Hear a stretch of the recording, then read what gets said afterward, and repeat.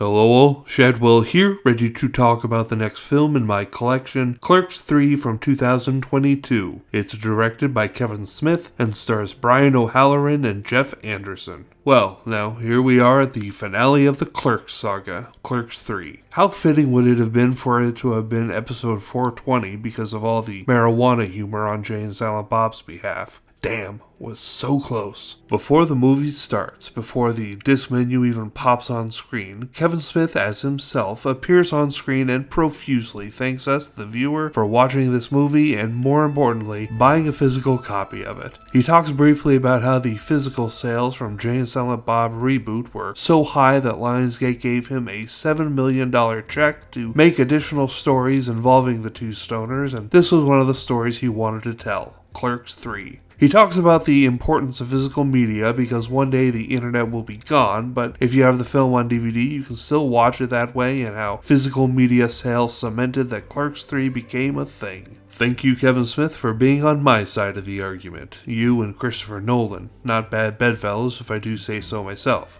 And I do. The film does the impossible feat of being even better than the two films that came before it. Usually by the third entry in a series, something isn't working anymore, or there's a device that has been exposed as a series' crutch. Except for Before Midnight, that shit was perfect. But Clerks 3 takes the first two films and manages to build on them and at the same time honor them like they were gods among men, which, let's be honest, they kind of are. And it's able to do it all without the racism or homophobia this time, so aces across the board on this one. This movie is a comedy, but it's a reflective, looking inward kind of comedy because it makes, at least me, ugly cry at several scenes just because the realness is too much to bear. Hell, the film isn't even on for 5 minutes and I'm already weeping.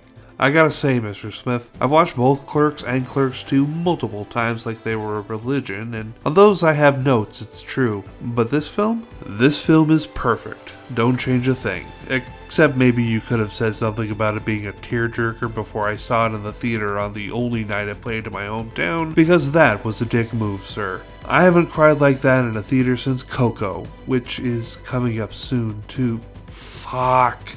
I love this movie, and like I said, I have no notes. Per-fucking-fection. A+. Tomorrow it's time for a definite change when I review Cliffhanger. See y'all then.